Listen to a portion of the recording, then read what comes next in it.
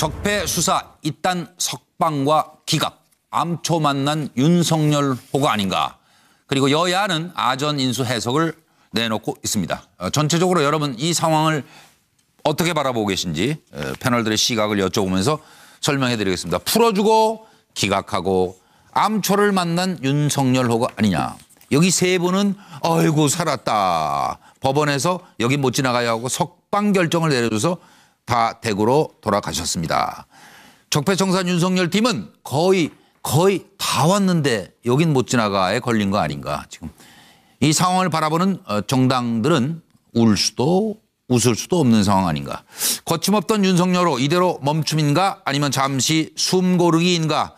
동상이몽 법원 석방 기각 결정에 따른 여야의 속내까지 들여다보겠습니다. 사이버사 댓글 공작 관련해서 지시하고 보고 받으셨습니까? 네, 북한의 기만적인 대남 선전선동에 대비해서 만든 것이 국군 사이버사령부 사이버 심리전 단이고 그들은 본연 임무 수행을 위해서 최선을 다했습니다. 이명박 전 대통령께 보고하셨습니까?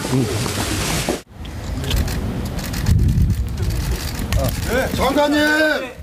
박근혜 대통령 각하님으로 결집해 주십시오, 장관님. 네, 장관님! 잠깐 나와주세요. 장관님! 지금 박근혜 대통령 각하님께서는 불법으로 나와주세요. 심경 어떠신지. 뭐 수사가 계속 될 테니 성실하게 임할 겁니다. 장관님! 잠시만. 지금 박근혜 대통령 각하님께서는 나와주세요. 저 향후 재판에는 어떻게 임하실 계획이세요? 박근혜 대통령 사실 각하님은 소명됐다고 보시면 여러분! 예, 앞으로 수사에 계속 성실히 임할 겁니다. 자.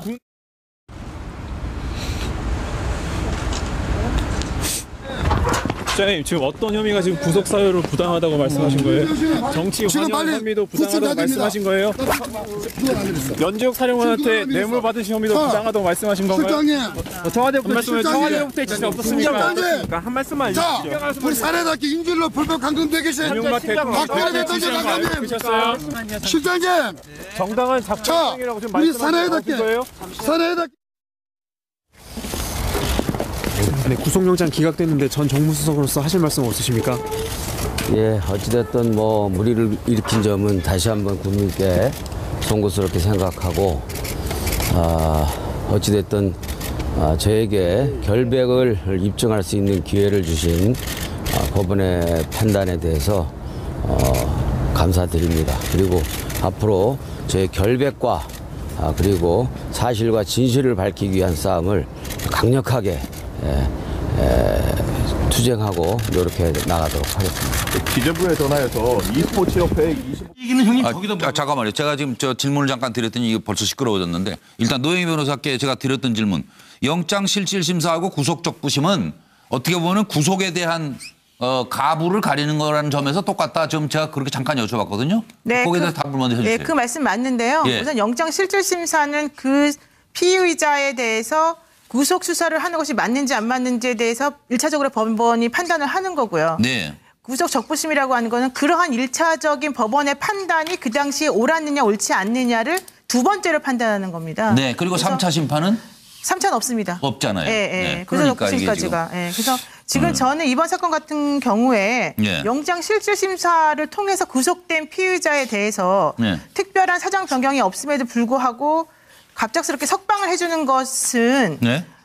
기본적으로 재판부의 성향이나 판사가 누구냐에 따라서 다른 결론을 내린다라는 식으로 일반인들에게 받아들일 수 있죠. 가능성이 있기 네, 때문에 그렇습니다. 그렇게 네. 되면 법적 안정성이 깨지고 신뢰가 무너지는 부분이 있어서 조심해야 되고 신중해야 된다라고 판단하는데 네. 그리고 이러한 행위는 좀 이해하기 어려운 부분이 있다고 생각이 듭니다. 그렇지만 그렇다라고 해서 이번에 검찰에서 내세운 그런 논리도 조금 잘못된 것 같아요. 예. 오늘 그러한 것에 대해서 검찰이 뭐라고 얘기를 했냐면 예.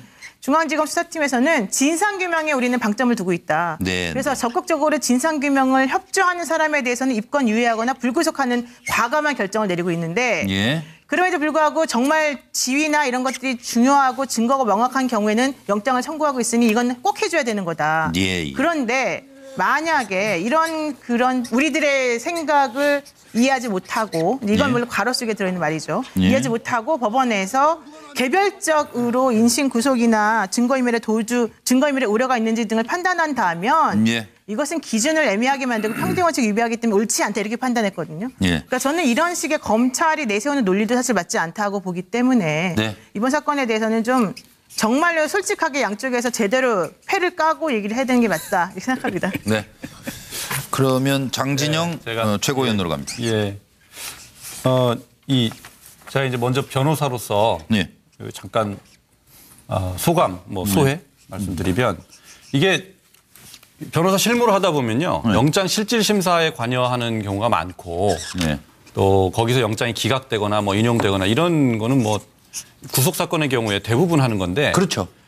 그 구속적 부심은 사실상 최근 1995년에 영장 실질 심사가 도입된 이후로는 영장 실질 심사는 영장이 발부되기 전에 사전에 한번 법원이 걸른다는 건데요. 그게 95년도에 도입이 됐고 그 전에는 이제 도입되기 전에는 구속적 부심사가 이제 그 위력을 떨쳤지만 영장 실질 심사가 도입된 이후로는 영장 실질 심사에서 대부분 걸러지기 때문에 그렇죠. 구속적 부심은 별로 실효성이 없었거든요. 이거 또 하나 그런 생각도 했었다니까요. 네. 그런데 일반인들은. 그렇죠. 그래서 일반인들도 그렇지만 변호사들조차도 구속적 부심사를 통해서 풀려난다는 걸 기대하기가 굉장히 어려웠어요. 이 사건 전에는. 근데 최근에 잇따라 두 건의 사건에서 구속적 부심사가 위력을 발휘하는 걸 보고 법률가들도 굉장히 이거 되게 새롭다. 이렇게 할 정도로 이제 이례적인 겁니다. 그런데 이런 면이 있을 것 같아요. 이재용 그 삼성 부회장의 그건 영장 실질 심사였지만 한번 기각된 적이 있었어요.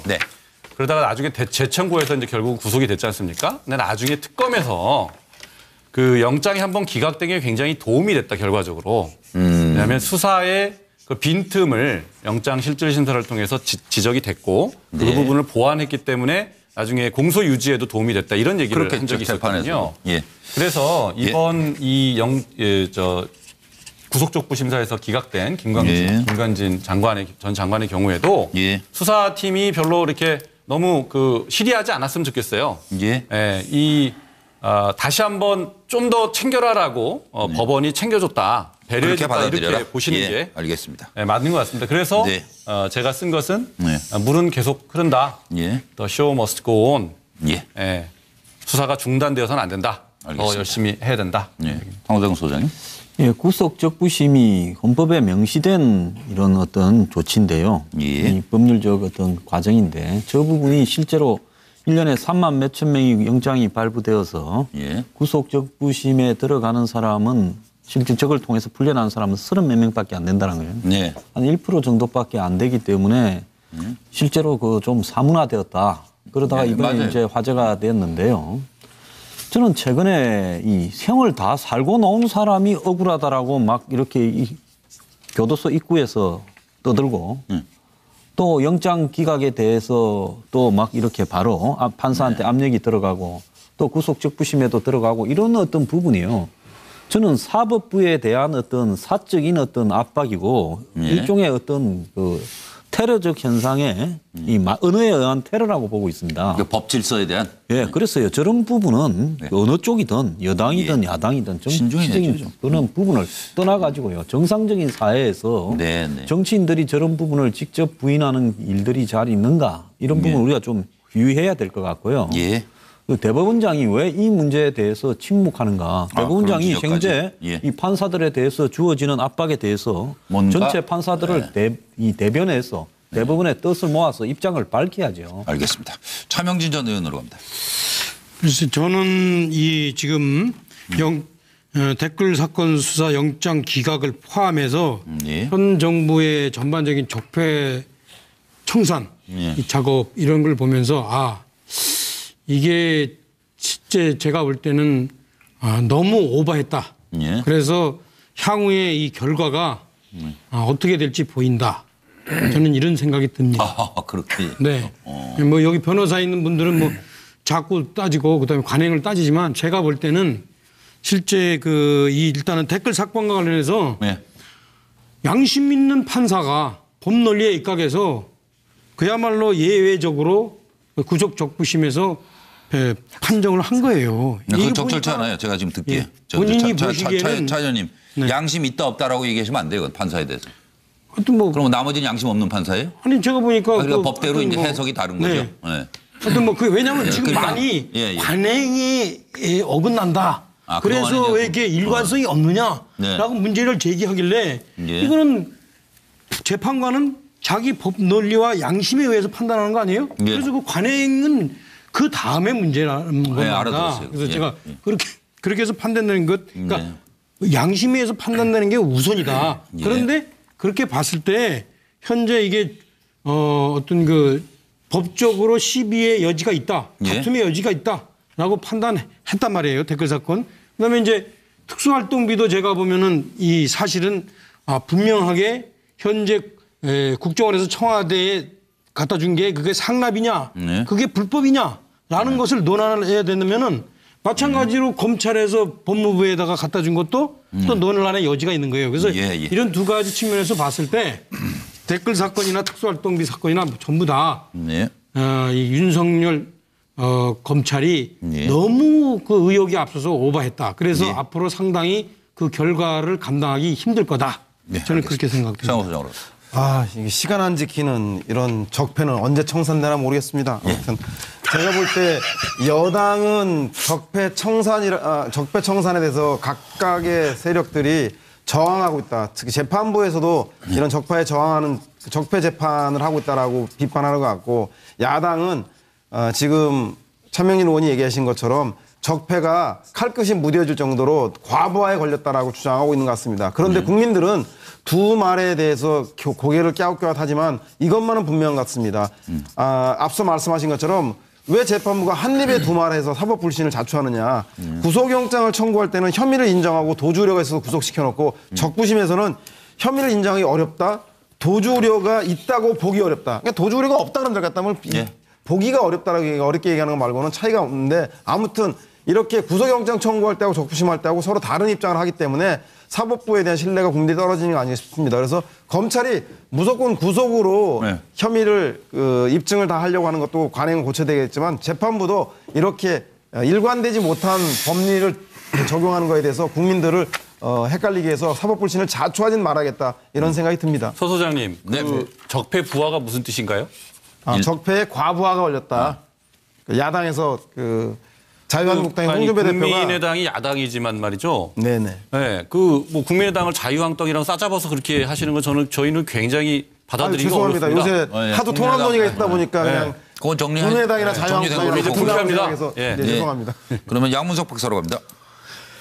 어쨌든 법과 원칙에 따른 판단이냐, 안 그러면 정무적 판단이냐라는 부분들이 일단 첫 번째 쟁점이 되겠죠. 그리고 방금 뭐 서양호 그 소장도 그렇게 이야기했지만 정무적 판단의 가능성들도 일부분 있었다. 그 구속시켜 놓고 구속 적부심에서 내보내는 모습에 있어서는 그런 부분인데, 여전히 정치적인 영역에 있어서 계속해서 정치인들은 수많은 이야기를 뱉어낼 수밖에 없습니다.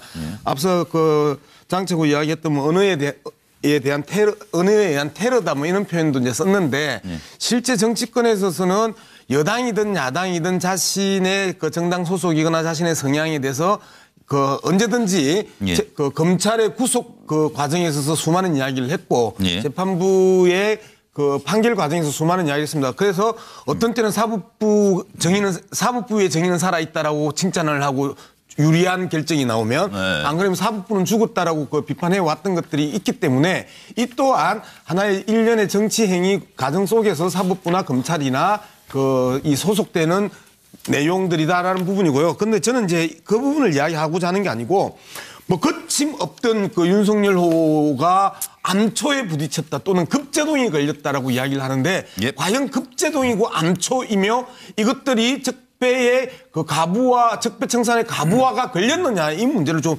따지고 볼 필요가 있습니다. 예를 들면 주명호 국장이나 김기춘 전 비서실장 같은 경우에 계속해서 영장 실질 심사에서 계속해서 기각되다가 다 또 구속이 됐습니다. 그죠? 그 다음에 이제 조윤선 우병우 이 두 양반에 있어서는 계속해서 기각됐거나 석방됐단 말이에요. 이런 측면에서 본다라면 하나하나 좀 더 치밀하게 준비해서 들어갔었을 때는 결국은 구속되더라. 예. 자, 이제 이번에 양 박사 차명진 전 의원 기록을 깼어요 지금. 이제 마무리해 주세요. 적편해요. 이상입니다. 예. 다 하셨어요? 말씀할 기회가 많으니까. 말씀을 하시는데 너 입 다물라 그 이야기 아니었었어요? 아니 그거. 말을 못해요. 본인도 자기가 하나만 한 얘기했다는 거 하나만. 그래서 남의 적폐 이거 캐내려면 본인도 돌아봐 가면서 해야 된다고. 계속 저를 지금 적폐를 모는 거예요? 아니 그게 지금 모시는 거죠? 아까 저 서영호 소장 잠깐 지적했는데 국민의당하고 그럼 자유한국당 통합합니까?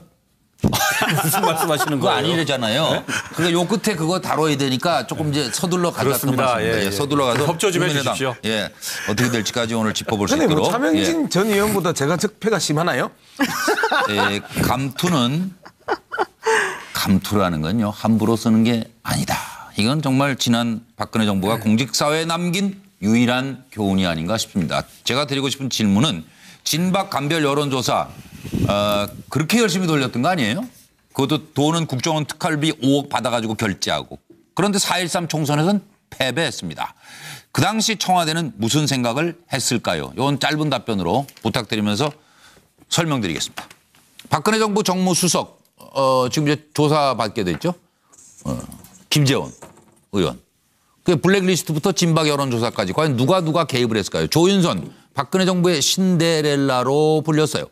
문학의 블랙리스트 문제로 구속 수감돼 힘들었죠. 그런데 나오긴 했으나 지금도 재판은 계속 중입니다. 현기환 정무수석 진박 실세 그리고 진박 감별사로 불렸죠. 그런데 부산 LCT 비리 몸통이라고요? 또 최근엔 특활비 관련 수사 선상까지 올라 있어서 돈 감별을 좀 잘 못하셨던 것 같아요. 김재원 의원은 친박 전략통으로 꼽혔죠. 그러다가 여론조사는 현기환이 했는데 어떻게 된 게 내가 피의자 신분으로 조사를 받죠? 하기야 뭐 계산 책임은 없는데 4.13 총선 끝나고 정무수석에 갔으니까.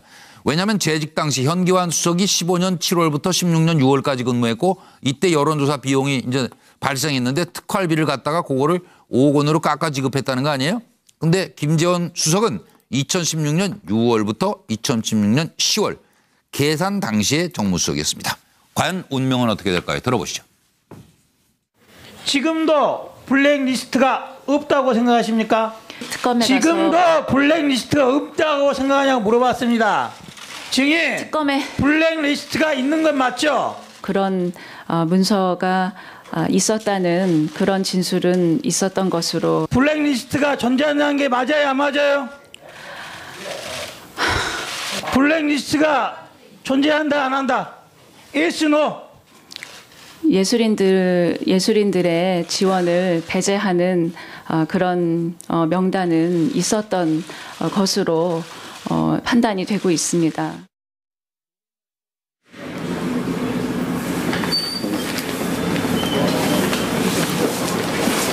오늘 문체부 블랙리스트 관련해서 어떤 점 조사받으셨습니까?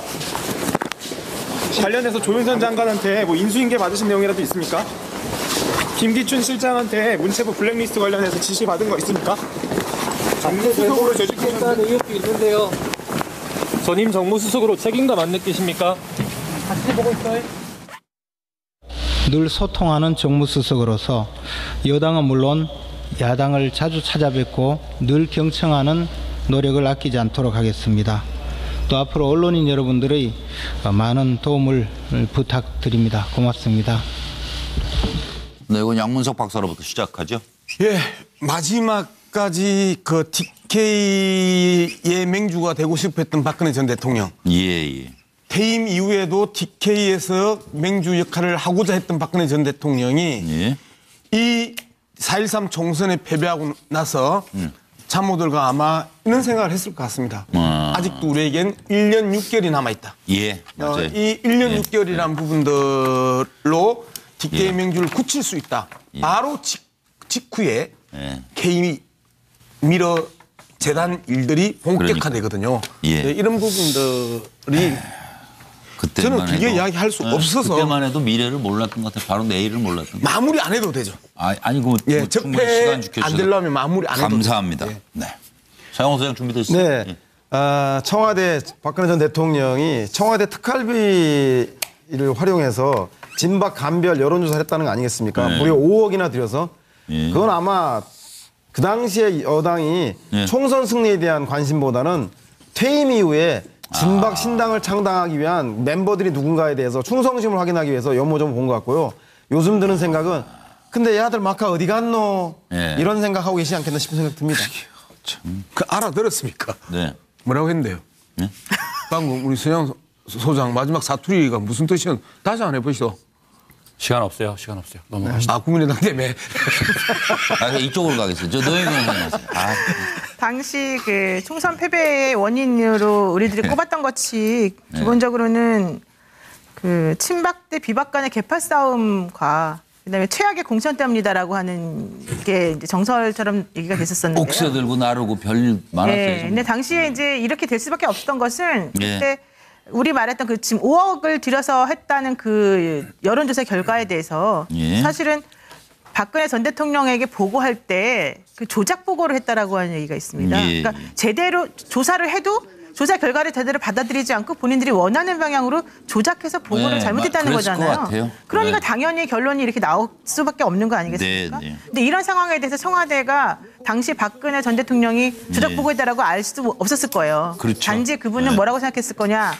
지들이 결과적으로는 잘못한 거지 이렇게 생각했을 거예요. 우리가 이렇게 멍석을 깔아줘도 못하는구나 네. 라고 생각했을 것 같은데 이게 바로 총체적인 당시 그 정부의 그런 문제점들을 여실히 보여주는 게 아닌가 싶어서 마음이 씁쓸합니다. 네, 장진영 최고위원. 진박 감별 여론조사 이거 여론조사 질문 내용이 뭐였는지 궁금하지 않으세요? 뭘 물어봤을까요? 저는 그게 궁금합니다.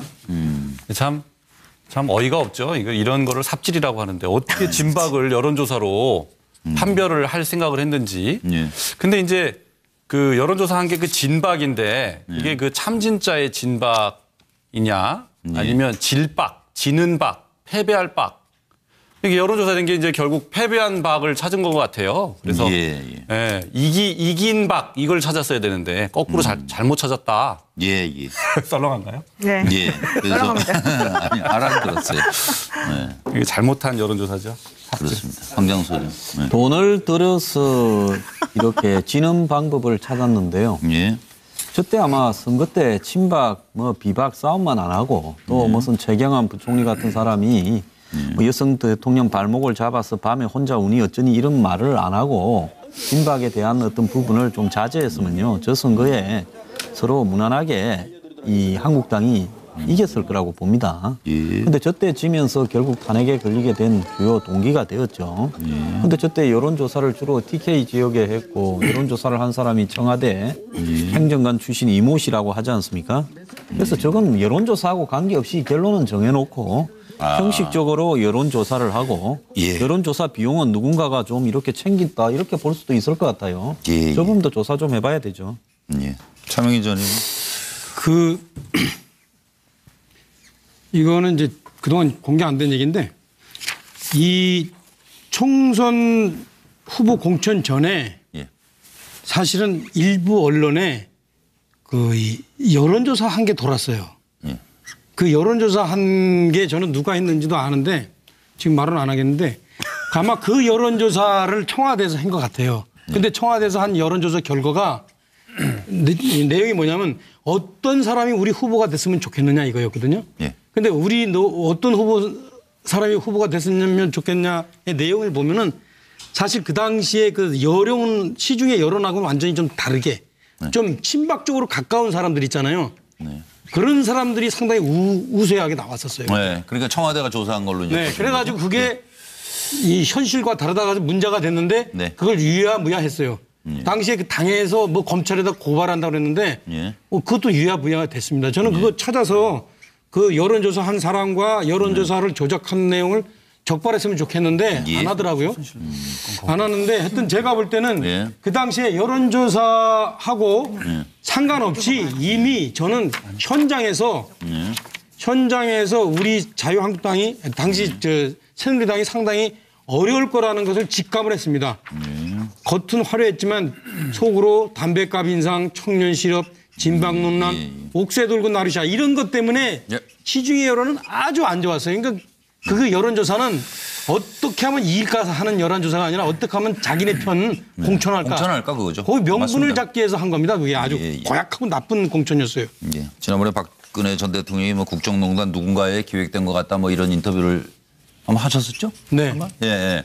그런데 아마 이때부터 뭔가 스스로 국정을 농단하는 결론으로 가는 기획을 하고 있었던 거 아닌가 하는 생각이 들 정도로 정말 어이가 없습니다. 그리고 시청자 전화 주셨는데요. 패널들 간에 서로 뭐 적폐 우는 이건 뭐 가벼운 마음으로 하시더라도 듣기에 거북하시다 그러니까 좀 삼가 주시고 지금 상황이 뭐 대단히 좀 신중하지요. 지금 전국이. 그래서 한마디 한마디 발언에 신중을 기해 주시고 차분하게 전국을 계속 분석해 드리도록 하겠습니다. 다음 얘기입니다. 유유상종이라더니 어쩜 이리도 하는 짓이 닮았을까 싶네요. 적폐 수사 이딴 석방과 기각, 암초 만난 윤석열 호가 아닌가.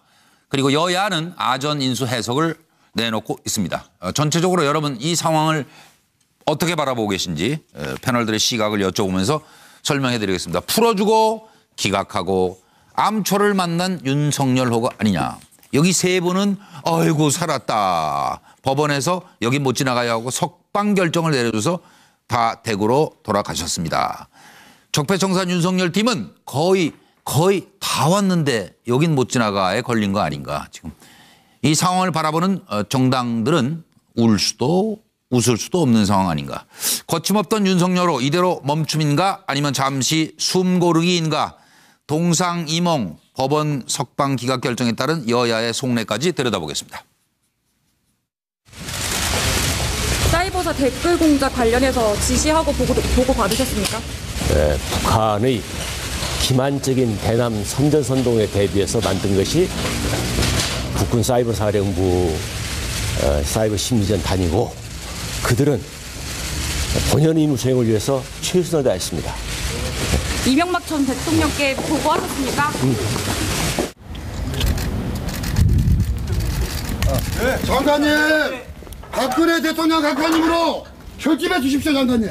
네, 장관님. 잠깐 나와주세요. 장관님, 지금 박근혜 대통령 각하님께서는 불법으로 나와주세요. 신경 어떠신지. 뭐 수사가 계속 될 테니 성실하게 임할 겁니다. 잠시만. 지금 박근혜 대통령 각하님께서는 저 향후 재판에는 어떻게 임하실 계획이세요? 박근혜 대통령 사실 각하님은 소명됐다고 보시면 여러분 예, 앞으로 수사에 계속 성실히 임할 겁니다. 자.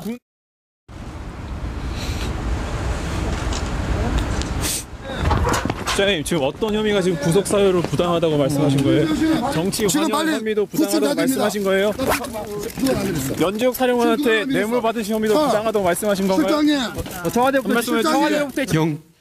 댓글 사건 수사 영장 기각을 포함해서 현 정부의 전반적인 적폐 청산 이 작업 이런 걸 보면서 이게 실제 제가 볼 때는 너무 오버했다. 그래서 향후에 이 결과가 어떻게 될지 보인다. 저는 이런 생각이 듭니다. 그렇게. 네.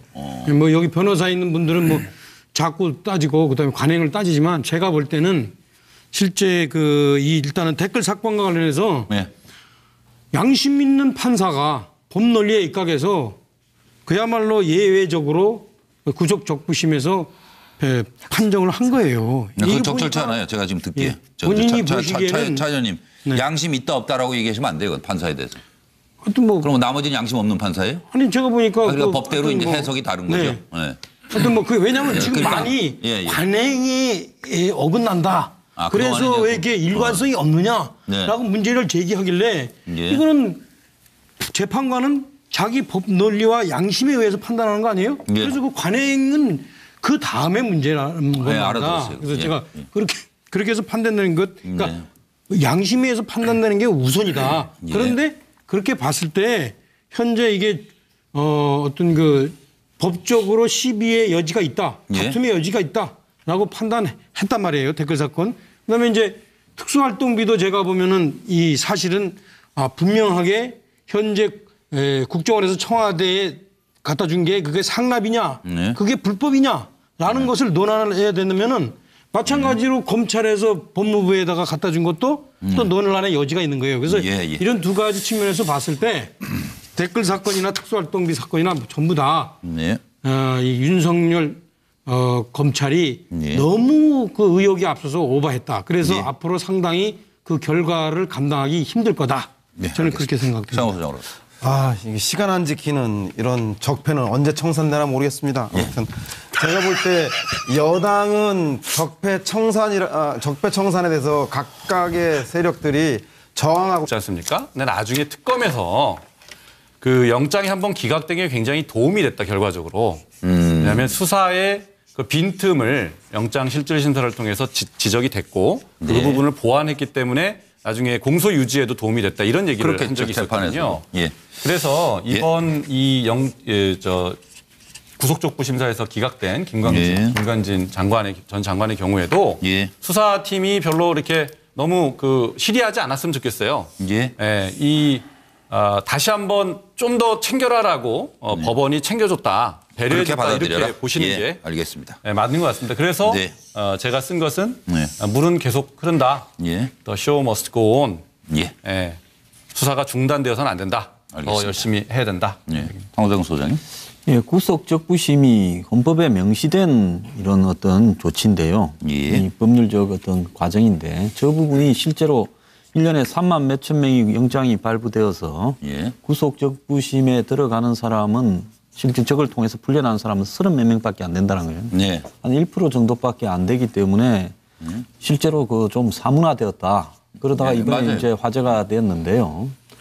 저는 최근에 이 생을 다 살고 나온 사람이 억울하다라고 막 이렇게 이 교도소 입구에서 떠들고 또 영장 기각에 대해서 또 막 이렇게 바로 판사한테 압력이 들어가고 또 구속적부심에도 들어가고 이런 어떤 부분이요.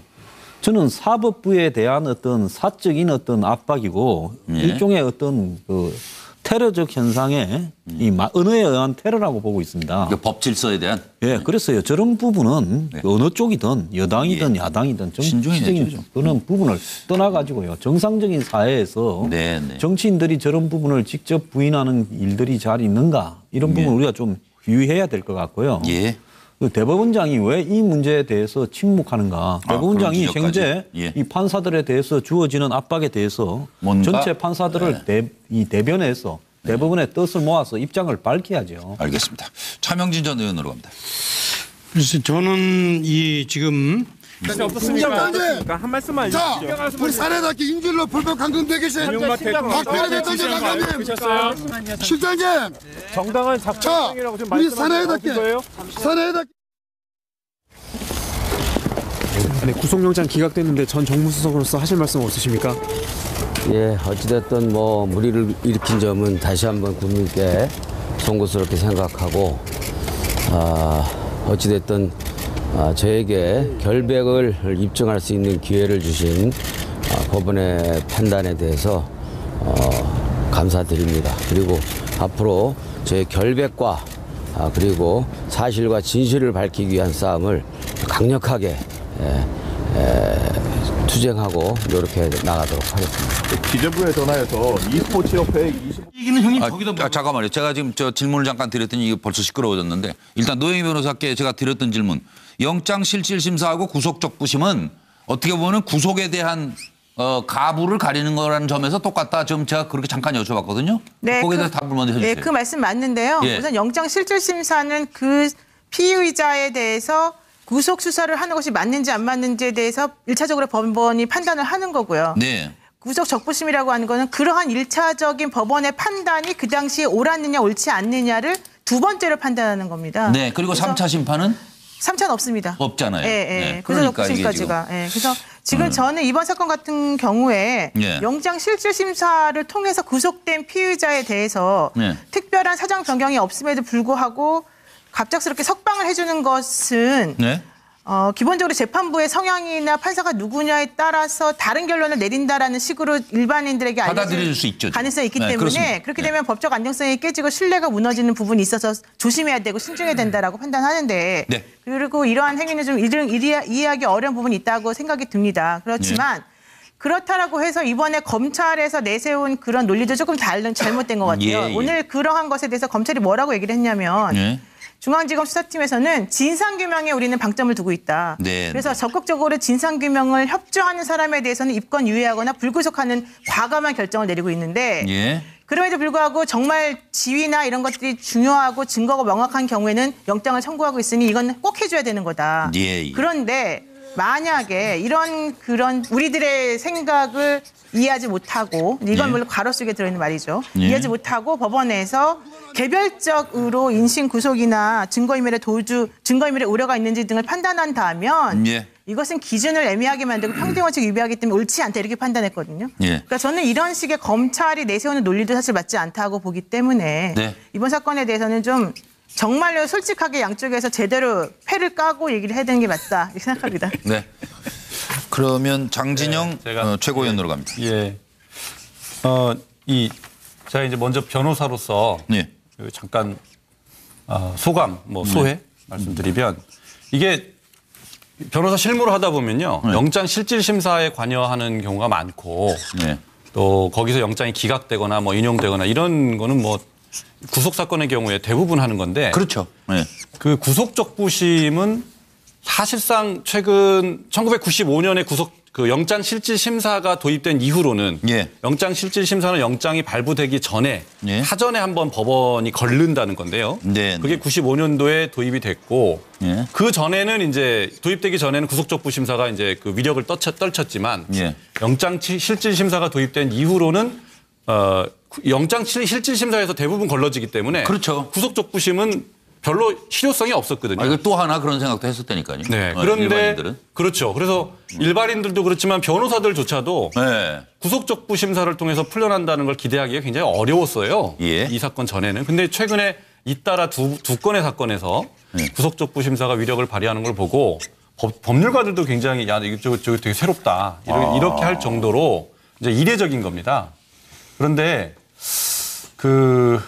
이런 면이 있을 것 같아요. 이재용 그 삼성 부회장의 영장 그건 영장 실질 심사였지만 한번 기각된 적이 있었어요. 그러다가 나중에 재청구해서 이제 결국 구속이 됐.